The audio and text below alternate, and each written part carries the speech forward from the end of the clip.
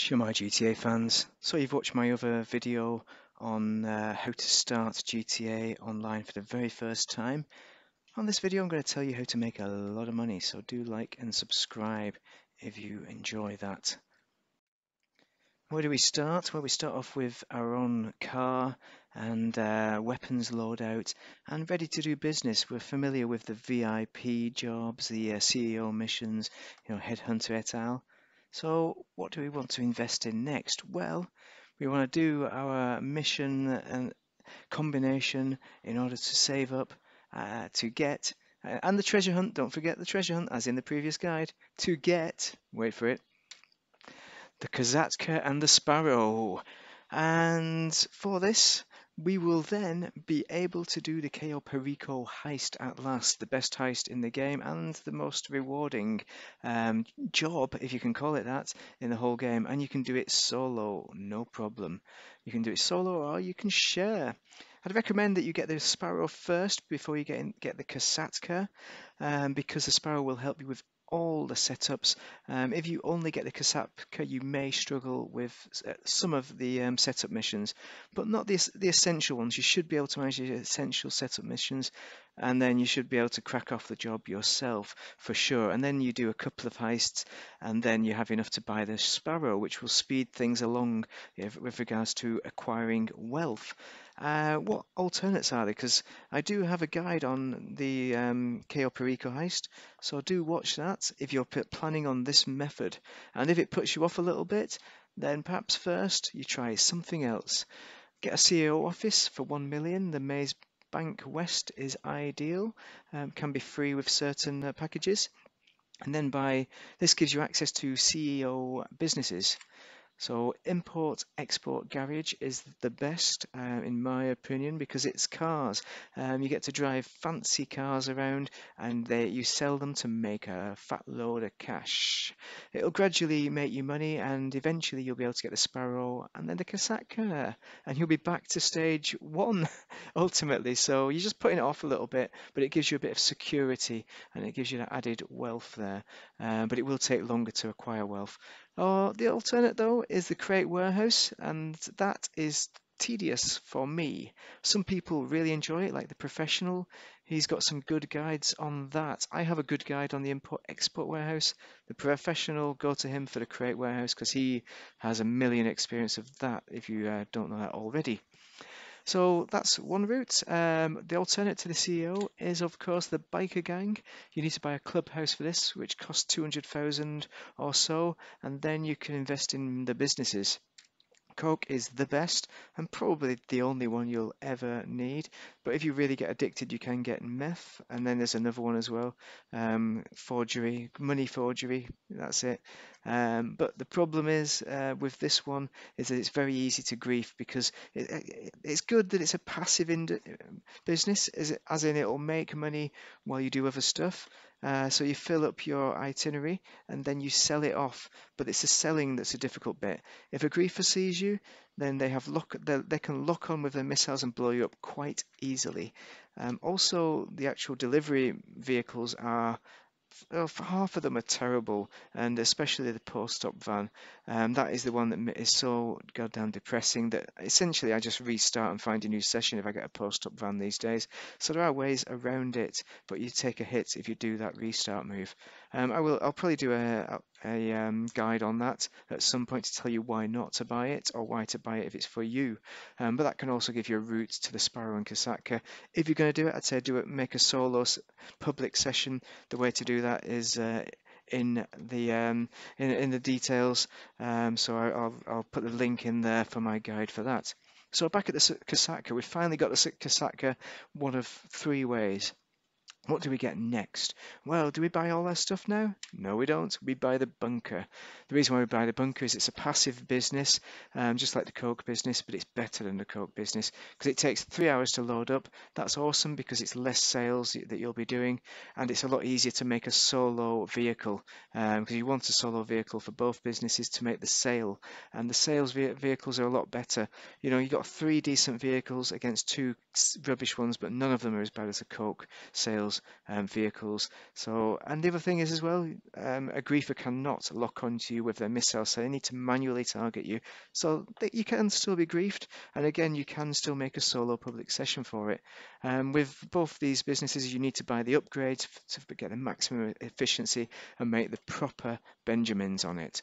So what else is the bunker good for? Another reason for buying it, what makes it far superior to the Coke business, the Mark II weapons. And it makes it probably the best business in the game for that reason, because you need the Mark II weapons these days to be competitive PvP. Well, actually, you just need to be good to be competitive. But if you're against someone of similar value to yourself, the Mark II is going to win over the Mark I every time, because it gives extra punishment, extra death, to be sure. It's a bit random, it's a bit annoying the way it's done. So that's why I say get the Kasaka, get the bunker set up first, so you have money to spare to be able to spend on this, because you need to do the research as a sacrifice of not doing the bunker sales ultimately. So you need to have another way of making the money. So what else can you get? Well, the nightclub. Now, a nightclub you need to get when you've got multiple businesses. So we're talking the bunker business, the Coke business, and any other biker businesses. So these are passive businesses. So when you've got these passive businesses set up and running, the nightclub will replicate up to 5 of them, and it's for free as well. There's no cost involved other than the running of the nightclub, which is peanuts. So it's like free money. And the sales missions as well on it are similar to the bunker, but with overall better vehicles on average.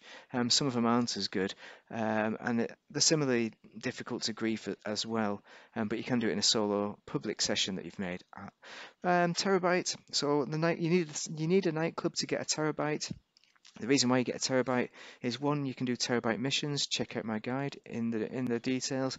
And two, because it's the only way you can upgrade the Oppressor Mark II from machine guns, which are pointless, to missiles, which make the Oppressor Mark II as terrible as bad as it is, and also make it the only decent counter against the Oppressor Mark II is the Oppressor Mark II.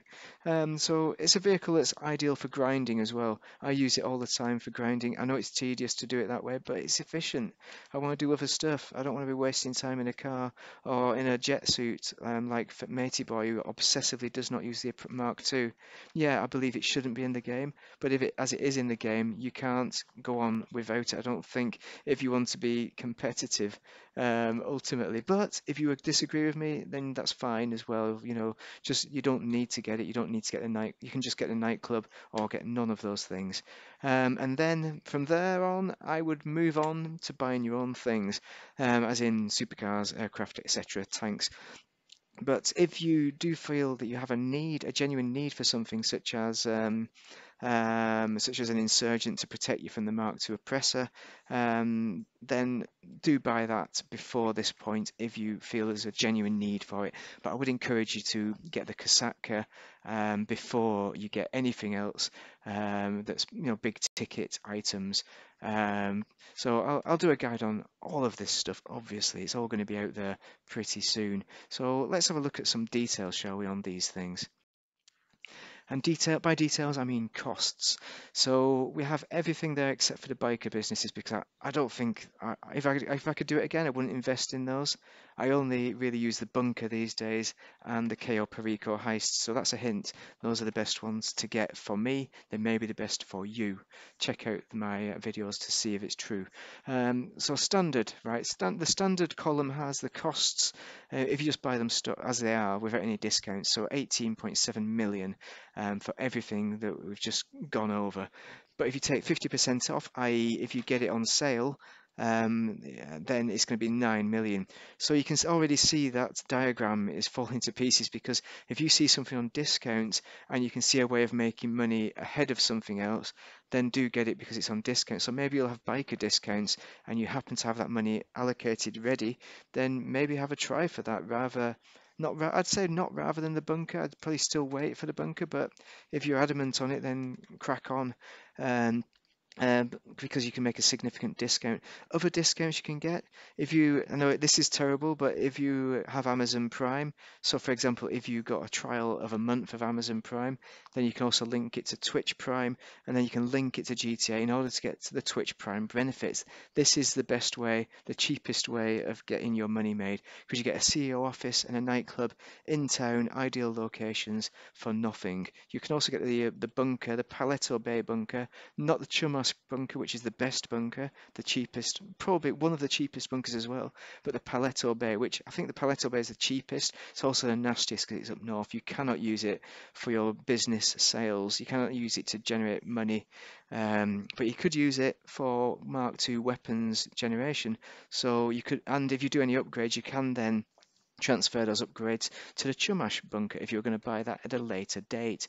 So that's the Twitch Prime benefits. You also have the Criminal Enterprise Starter Pack. If you buy that when you buy the game, or you buy it after the game, you could reinstall the game with a Criminal Enterprise Starter Pack game. You will get benefit there because you get the CEO office for free. You get a load of other free stuff, free apartments, free cars, and all that business. And that's about it, I think. Also, one thing I didn't mention, you get the auto shop free with Twitch Prime as well. It's in town, ideal location, and you can make money off it. So if you're at a stage before this video, so if you're very much a beginner, that's a good way to make money in order to get your Kazaka, for example. So there's an idea for you, but it does not compete with import-export warehouse at all whatsoever. So don't, unless it's on double money, perhaps. So that brings me to the end. So it's time for a party at this point because we've all made 20 million and we've spent it wisely, and we can go out and buy all the vehicles that we want to do.